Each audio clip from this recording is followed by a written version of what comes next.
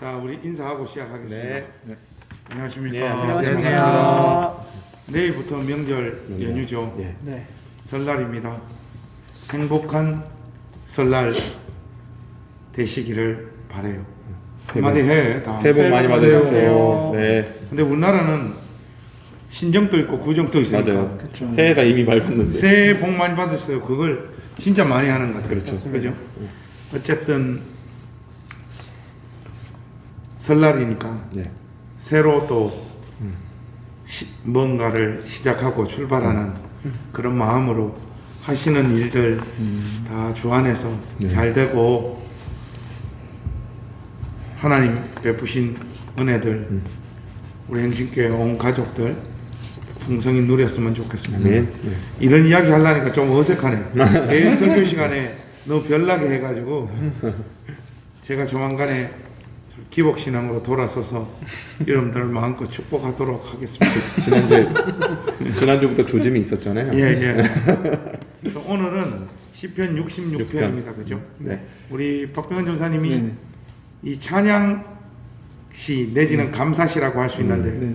66편의 구조를 네.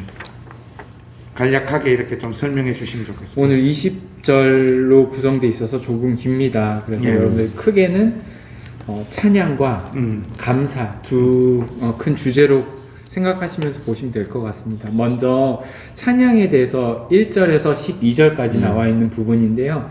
이 부분은 처음에 1절에서 4절은 찬양으로 여러분들 찬양합시다 초대를 하고 있어요. 그래서 우리 하나님을 함께 찬양하는데 그 이유에 대해서 두 가지 이유를 말하는데 그 다음으로 이어지는 5절에서 7절에서 우리가 왜 하나님을 찬양해야 되는지 그 이유는 하나님의 큰 힘과 능력 때문입니다. 라고 해서 그 힘과 능력에 대해서 찬양의 첫 번째 이유에 대해서 말씀해 주시고 있어요. 그래서 이 힘과 능력으로 우리를 구원하셨습니다. 그리고 두 번째 이유로서 8절에서 12절은 조금 더 깊게 신앙의 차원으로 들어가는데 신앙의 삶에서 하나님이 어떻게 우리에게 은혜를 베풀어 주시는지 그 이유 때문에 제가 또 하나님을 찬양합니다. 이렇게 찬양의 이유에 대해서 두 가지 이유를 말해 줍니다. 그리고 나서 13절에 그래서 내가 하나님께 감사와 감사의 서원을 이 시간 갚아드립니다. 라고 해서 13에서 5절이 그렇고요. 그리고 16절에서 20절은 내가 여러분들 앞에서 하나님이 베푸신 그 은혜들을 감사해야 하며 이러한 것들 개인 간증과 같이 이렇게 고백을 하면서 시를 마무리하고 있습니다. 그러니까 맨 앞에 네. 1절에서부터 4절 그리고 맨 마지막에 16절에서부터 20절은 개인 간증이에요. 하나님의 능력을 체험한 사람의 개인적인 좀 일반적이고 포괄적인 간증이다. 그렇게 보면 되는데 이 시편 66편의 핵심은 5절에서부터 15절에 있습니다. 네. 여기 보면 하나님을 찬양하는데 찬양하는 이유 두 가지가 나오는데 5절에서 7절이 하나 나오고 8절에서 12절이 하나가 나와요. 네. 근데 우 목사님 5절에서 네. 7절에 나와 있는 이 구원자로서의 하나님 네. 이 찬양의 이유에 대해서 좀 간략하게 네. 어디에서 뭐 이 표현들이나 이런 이미지들 심상들을 가져왔는지 뭐 전반적인 설명을 좀 해주시면 좋겠습니다. 네. 5절에서 7절.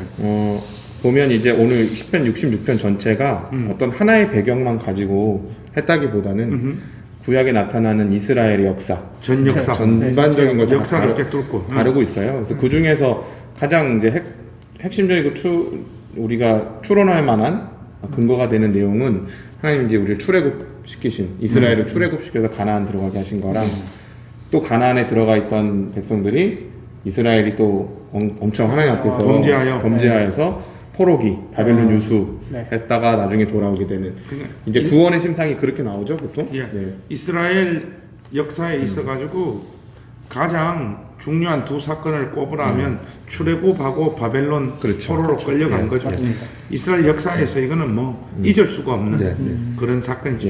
예. 그것이 바로 이제 이스라엘을 하나님이 다루시는 어떤 방식하고 관련이 있고 거기에 대해서 찬양의 이유를 뽑아내고 있는데 첫 번째가 5절에서 방금 7절 목사님 물어보신 내용은 출애굽 심상을 좀 가져오고 있는 것 같아요. 그래서 보면 6절에 하나님이 바다를 변하여 육지가 되게 하셨으므로 바다가 이제 갈라지고 땅이 예, 이렇게 생긴 홍해 사건이죠. 그리고 무리가 걸어서 강을 건너고 근데 여기 강은 나하르라고 해서 요단강이나 구약성경에 나오는 강을 표현할 때 쓰는 표현이 아니라 바다를 표현할 때 많이 쓰는 단어입니다. 그래서 거기서 주로 말미암아 기뻐하였도다. 그러니까 이제 왜 출애굽해서 강을 건넜을 때, 홍해 건넜을 때 막 기뻐하며 미리암이 또 찬양 올리고 하잖아요. 이제 그런 내용들이고 그래서 결국에는 이스라엘이 그때 확인한 거는 그의 능력. 그러니까 하나님께서 하나님을 거역하는 자들, 하나님의 어떤 그런 심판, 뭐 출애굽 재앙 당시에 이런 것들도 다 거역하잖아요. 맞아요. 다 쓸어버리고 능력을 보이시고 구원해 내시는 압도적인 힘, 어떤 하나님의 권세, 맞아요. 권능 이런 것들에 대해서 지금 말하고 있고 특별히 이제 재밌는 것은 하나님의 권능이 믿는 이 이스라엘 백성들에게만이 아니라 모든 백성들에게 이방인들까지도 다 이렇게 보여줬거든요. 그래서 4절에 보면 온 땅 이렇게 얘기를 하고 3절 마지막에 보면 주의 원수가 주께 복종할 것이며 하는 거 보니까 복종을 하긴 합니다. 이 모든 이방 백성들도 하나님이 두려우니까.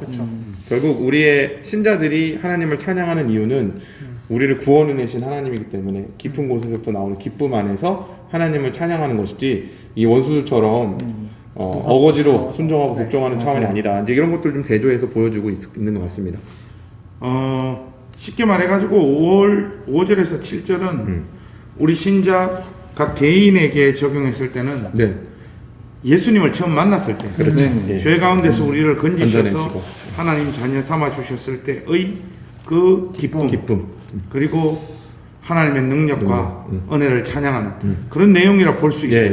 근데 8절에서 12절은 우리 박변 전사님, 요거는 이제 요렇게 하나님께서 우리를 구원해 주셨는데 그 구원의 기쁨, 하나님의 능력을 맛본 것도 잠시 죄 가운데 빠져들어가지고 하나님의 징계, 연단의 손길 가운데 인생의 긴 시간을 지내야 되는 그런 내용인 것 같아요.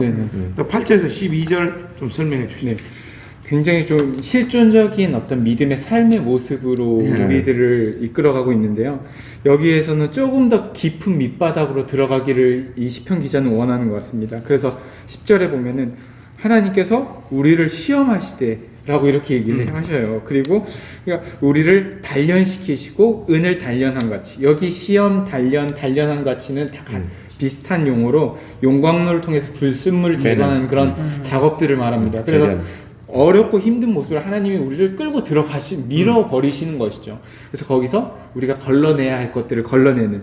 그래서 11절에 또 다른 심상으로 나오는데 우리를 끌어다가 그물에 걸리게 하시고 내가 걸린 게 아니라 하나님이 그물을 끌어서 걸리게 하셨다라고 나오고요. 여기서 우리 어려운 짐이라는 것은 압박, 고통이라는 뜻이래요. 우리 허리에 그러니까 압박과 고통을 꽉 그냥 숨도 못 쉴 정도로 우리를 그런 상황에 하나님께서 밀어두신다라는 거죠.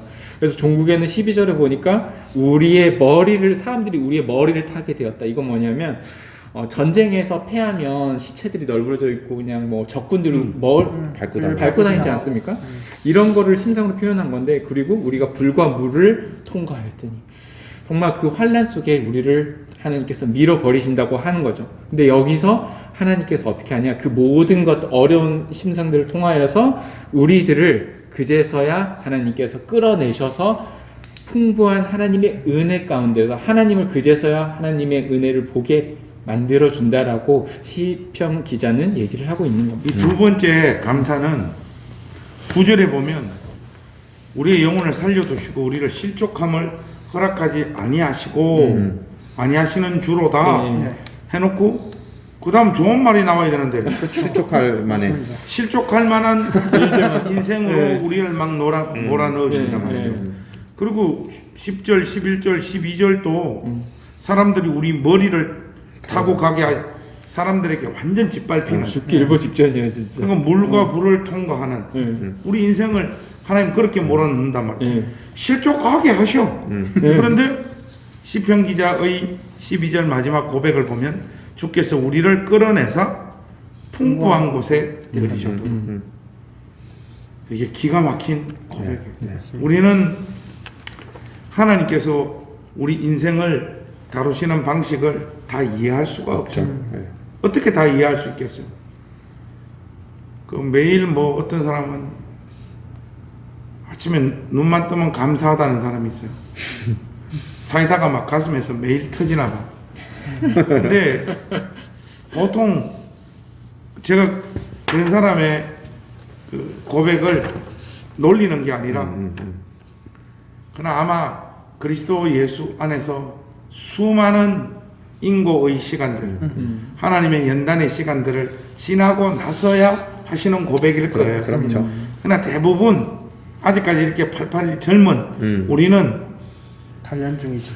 시험 당하고 단련 당하고 또 밟히고 그물에 걸리고 어려운 짐이 우리 허리에 걸려 있고 사람들한테 짓밟히고 하는 불과 물을 통과하는 네. 도대체 하나님 나한테 왜 이러십니까?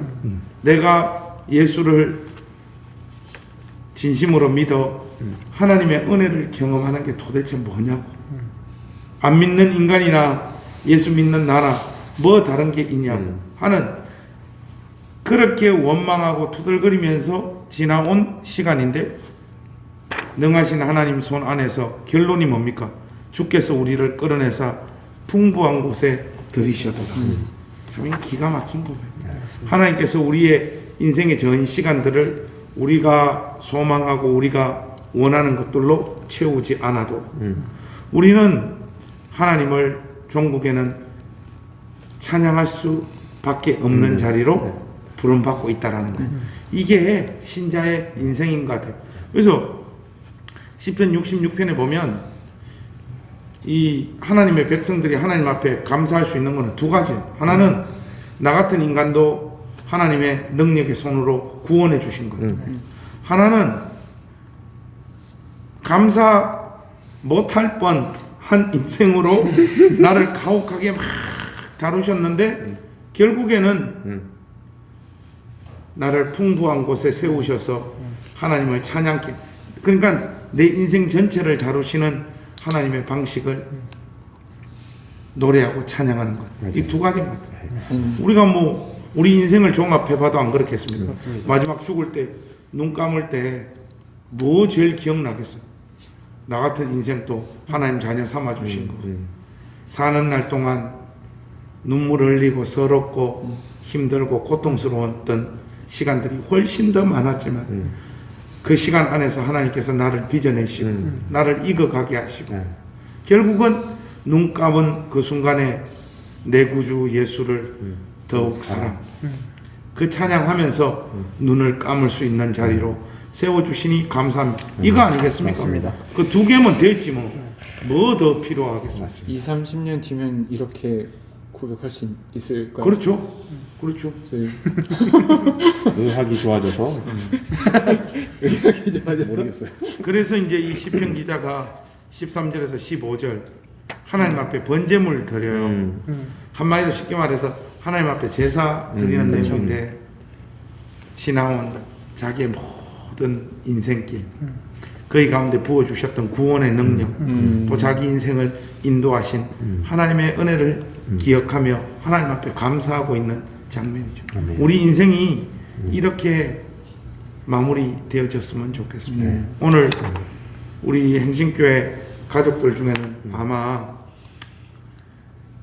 어려운 짐을 허리에 메고 오늘 하루를 살고 있는 분들이 있을 거예요. 사람들이 마치 여러분들의 머리 위를 타고 지나가는 그런 삶의 경험을 물도 건너고 불도 통과하고 있는 그런 시간을 보내고 있는 분들이 있을 거예요. 그게 결국은 하나님을 찬양케 되는 재료가 됩니다. 용기를 내셨으면 좋겠습니다. 그래서 이제 16절에서 20절은 이 시편 기자가 결국 다니엘 기도회를 해. 갑자기. 이게 전체가 그 나라와 민족을 위하여 우리가 물론 한 개인의 성도 개인의 삶에 적용해서 이렇게 풀었지만은 사실 이스라엘의 예, 전반적으로 그렇죠. 이스라엘 주의 백성들 모두에게 보편적으로 임하는 하나님의 은혜를 이야기했다면 16절에서 20절에는 하나님은 이런 분이시다. 와서 하나님이 인생들을 향하여 행하시는 바를 좀 봐라. 그 결론이 20절이라고 봐요. 하나님을 찬송하리로다. 그가 내 기도를 물리치지 아니하시고. 우리 인생을 뒤돌아볼 때 하나님이 우리 기도를 외면하시는 듯한 날들이 많잖아요. 하나님께서 기도를 왜 외면하실까요? 들어주시면 우리 인생이 망가지기 때문에 그렇습니다. 생각보다 우리가 무엇이 옳고 무엇이 나에게 복이 되는지 우리가 잘 구분을 못해요. 맞습니다. 마치 이런 거나 똑같아요. 다 요즘 다이어트 한다고 고생이 많잖아요. 그러면 다이어트를 할 때 먹고 싶은 게 더 많아요. 좀 살을 빼야 되는데. 근데 밤만 되면 배고프니까 우리 집에서 이제 지호하고 저하고 제일 우리가 원흉인데 라면 라면 그러면 오늘 치킨하고 피자 한번 콜 하면 우리 집 사람이 안 들어줘. 안 들어주면 지호하고 나하고 바깥에 나와가지고 엄마는 꼭 나도 그거 왜 안 해줘? 배고픈데. 아 그러지 말고 참아 이러거든. 근데 그거 먹으면 어떻게 돼요? 맛있지. 밤낮 해야죠. 중독돼가지고 맛있겠는데 계속 먹어봐요. 다이어트 한. 우리 인생에서 하나님 앞에서 똑같은 거예요. 하나님은 우리에게 복이 되고 우리에게 꼭 필요한 우리의 기도를 외면하신 적이 없습니다. 아버지처럼 우리를 사랑하시고 우리를 안으시며 걸어가시는 인도하시는 하나님이시고 그래서 시편 기자가 마지막으로 하는 고백이 그의 인자하심을 내게서 거두지도 아니하셨도다. 이 고백하고 죽으면 되지 않을까요? 그 옛날에 그 찬송 알아요? 나는 요즘 찬송이 싫어. 너무 좀 뭐라고 할까? 아세요 요즘 찬송? 알죠. 요즘 찬송은 너무 세련돼 버렸어. 그래서 옛날 찬송이 참 좋아요. 그 옛날 찬송, 그 나는 길 잃은 나그네였네. 그거 맨 뒤에 보면 하나님의 인자하심을 찬양하죠. 하나님의 인자하심. 길 잃고 내 멋대로 사는 거야. 내 마음대로 사는 거야. 그런데도 그런 인생에 하나님께서 개입하셔서 어려움 도지 물과 불을 지나게 하시고 온갖 어려움을 겪게 하셔서 결국은 하나님의 인자하심을 찬양하는 자리에 우리를 세우시는 분이시여. 우리도 놀이터가 교회지 얼마나 뻘짓 많이 하고 살아가는 인생들입니까? 그런데도 하나님의 인자하심이 우리를 떠나는 적이 없잖아요. 마지막 눈 감을 때 하나님 앞에 우리가 이 두 고백하면 될 것 같아요. 하나님은 사는 동안 내 기도를 외면치 않으셨고 나에게서 인자함을 거두지 아니하셨다. 여기서 보면 인자함을 거두지 아니하셨도다. 이 뭔 말이에요?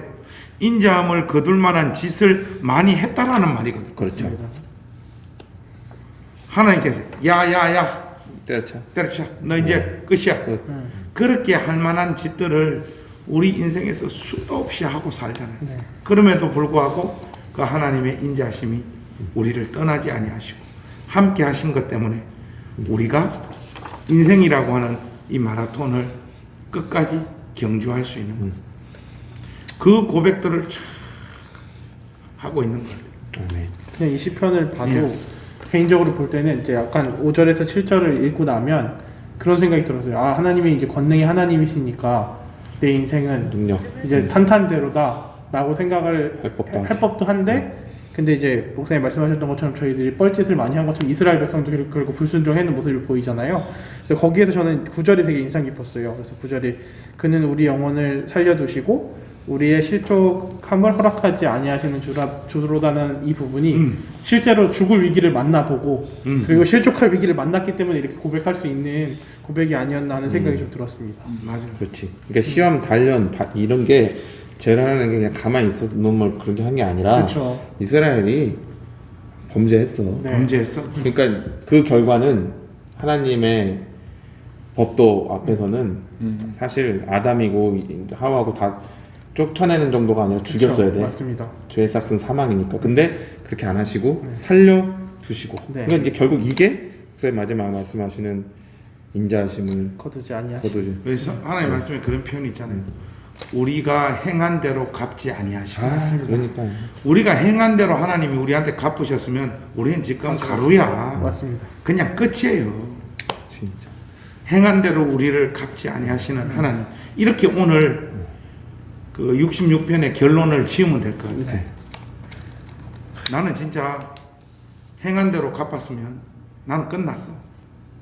내 인생 끝났어. 오 목사님 어때? 없죠 이 자리에.